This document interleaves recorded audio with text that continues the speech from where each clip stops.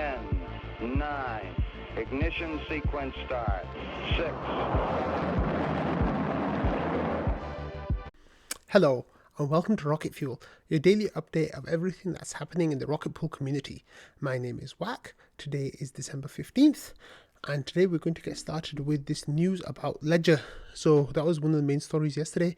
So yesterday we had this comment from Heike saying, "Hi, is Rocket Pool's DApp affected by the Ledger shit show that was going on today?" And Fornax replied by saying, "I'm not in charge of the user interface, but taking a look at the code, I haven't found any reference to the affected packages." So thankfully, Rocket Pool was not one of the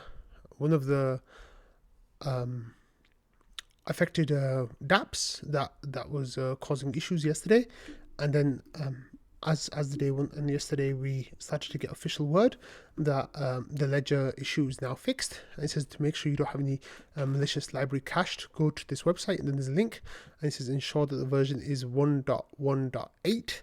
And it says if it's not, clear your cache in Chrome. So you go to F12, Chrome Developer Tools, Application Settings, Storage and Left Tree, and clear site data.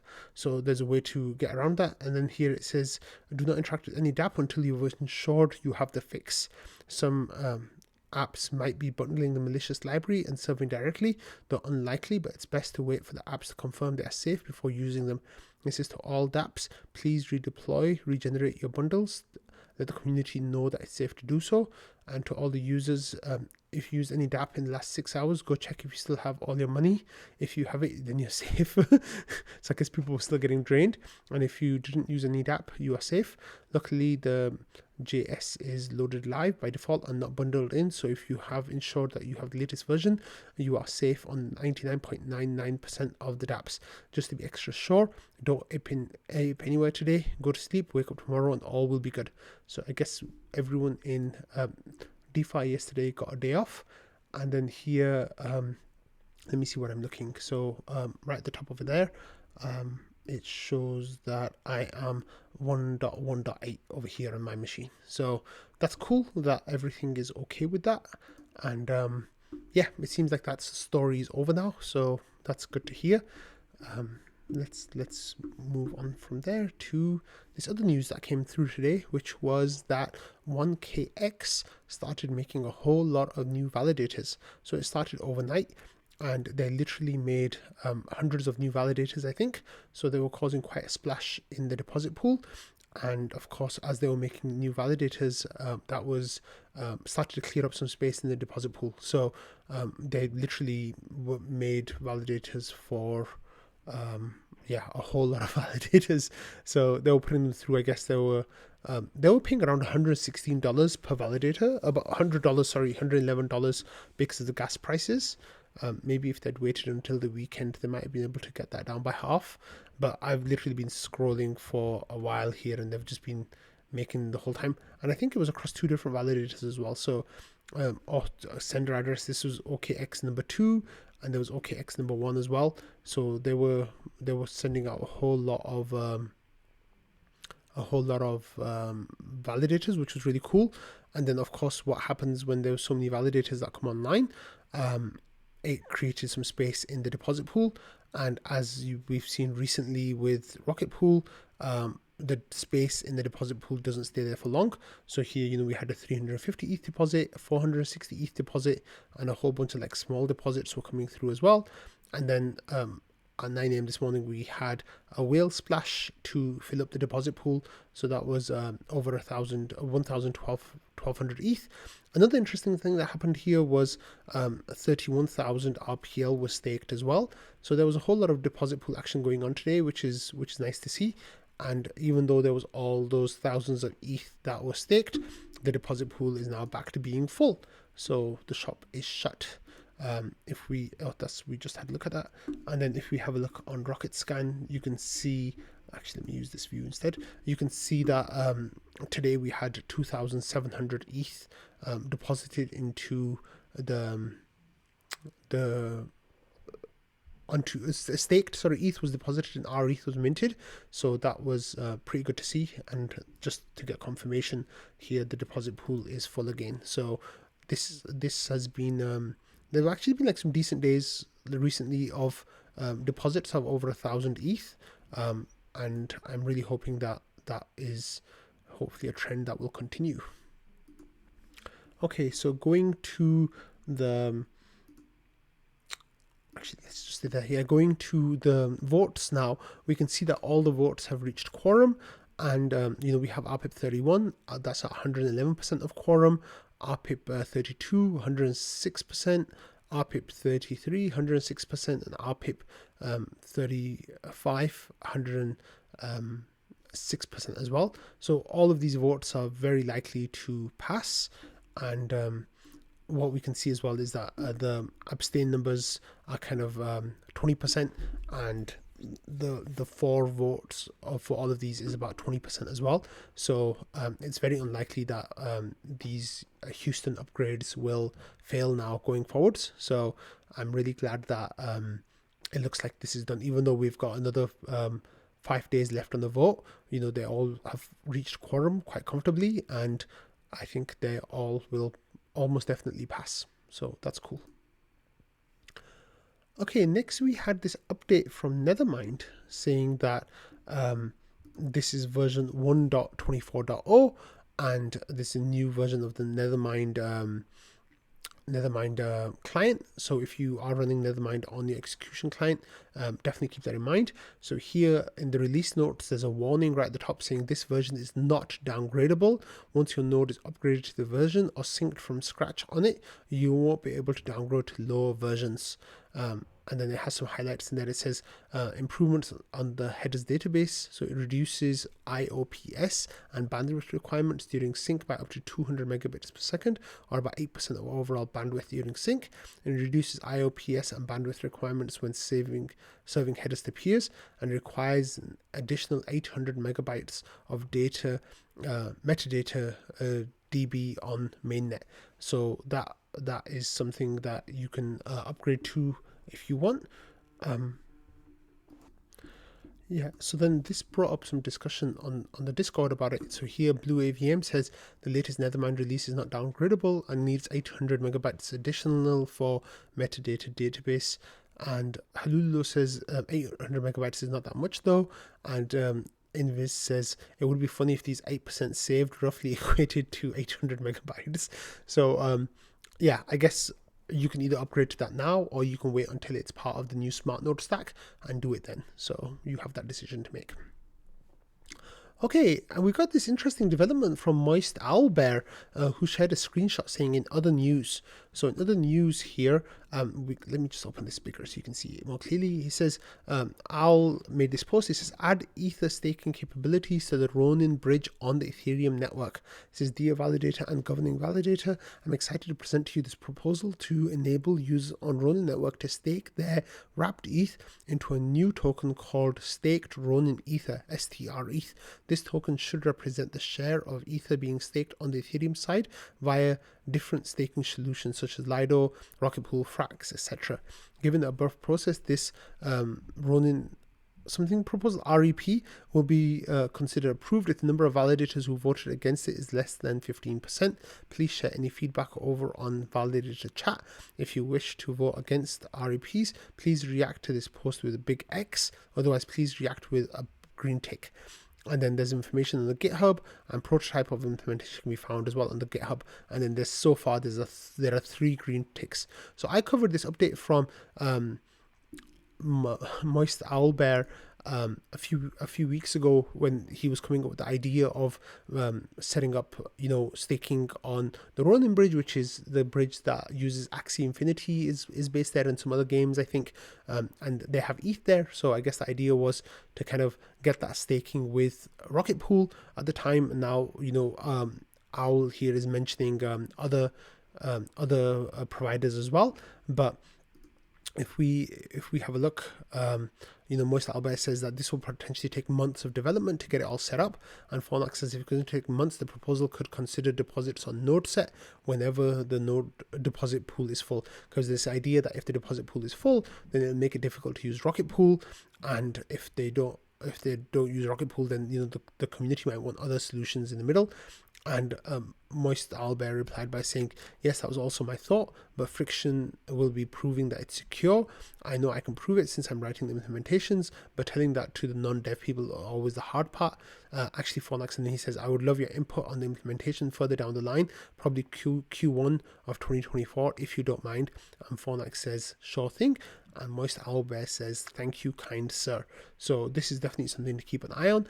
And if you want to read the full proposal here, you can see that it says, add Ether staking capability to the Ronin bridge on the Ethereum network.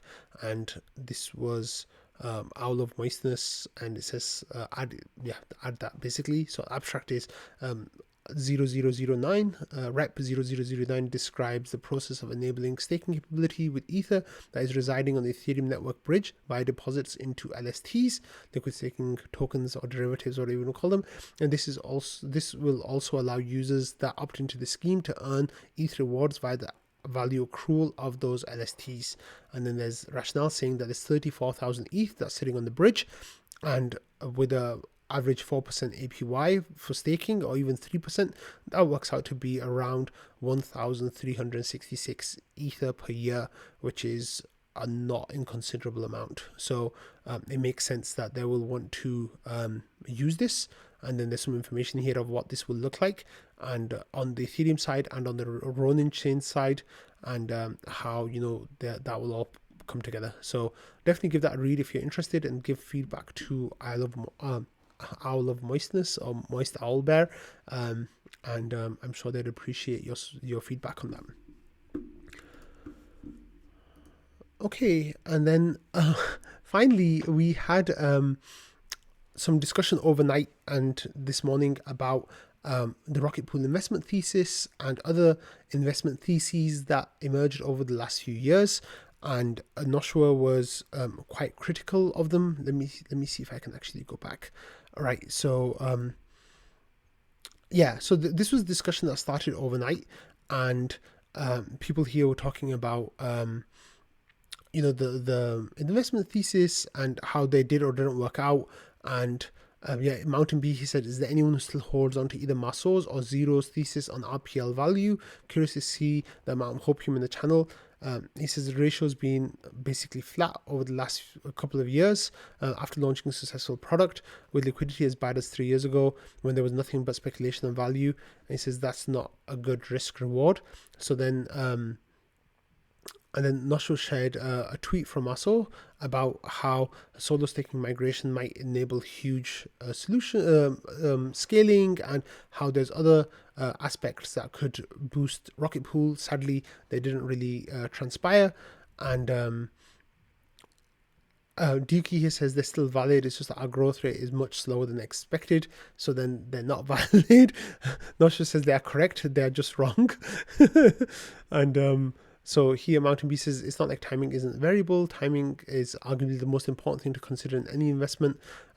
Acting as if there's all the time in the world and slower growth doesn't affect the thesis, then the thesis is BS in my opinion. So then the staking solution, like the solo staker migration, we had 212 solo stakers migrate, which is actually pretty impressive all things considered, because I didn't even think we had that many. So that was good to see. But then here Noshua says Zero explicitly had timing component in there. Being wrong about that makes the thesis wrong. And Dookie here was joking, saying Zero's short-term frame is 3 years, so we still have 1 more year and of waiting. And he says, or maybe just use our brains. The thesis is absolute BS. The math does not work. We have 2 years of evidence that it's wrong. Probably the most damaging thing in the history of Rocket Pool, but sure, let's keep celebrating it. So if we go back, then I replied a little while later to, just because I was in the mood to, I guess, just there's some controversy maybe, but no, not that kind of thing. So I said, not sure, I think what you're saying is unfair to Zero. Sure, he made mistakes, but he hit his price prediction pretty much spot on.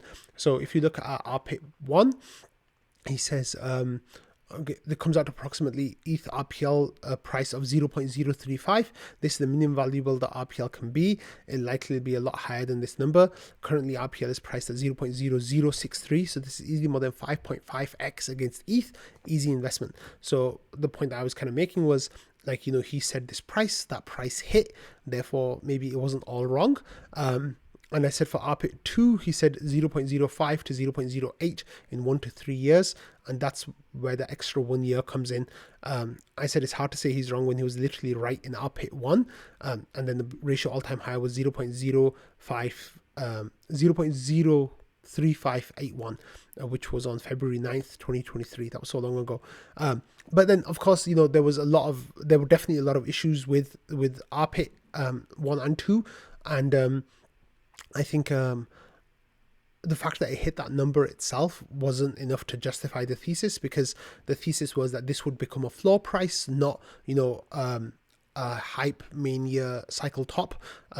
And that obviously didn't happen. So I'm not sure replied to me by saying, oh boy, which, is never a good sign. And then Valdo says, hitting a temporary price does not make the math or theory correct, which of course is correct.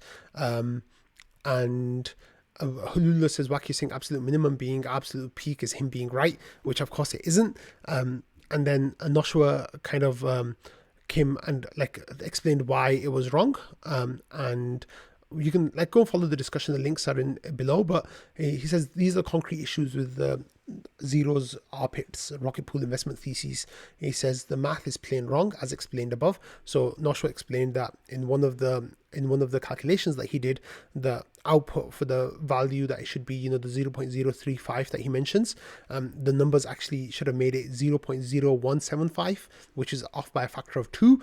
So that just shows you that, and he didn't go back and change it, which he should have, because his math was wrong. He says he completely ignores the RPL inflation. So he used a fixed supply of 18 million, but we are inflating at 5% a year, and the current supply is almost 2 million now. And that means the math is off by another factor of 11%.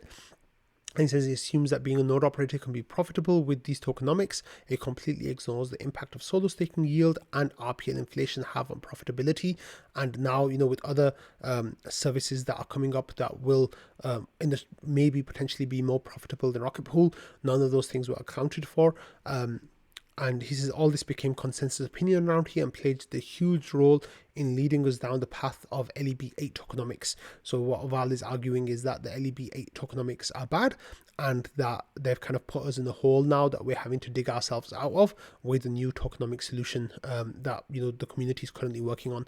Val had an interesting point as well, saying that Zero's thesis was based on the fact that there would be looping of our ETH on RV folding or hyper staking, whatever you want to call it, is when you deposit rETH, you borrow ETH, you mint more rETH, you deposit it, and you do that over and over again, up to 5, 6, 7, 8, 9, 10 times depending on your risk appetite.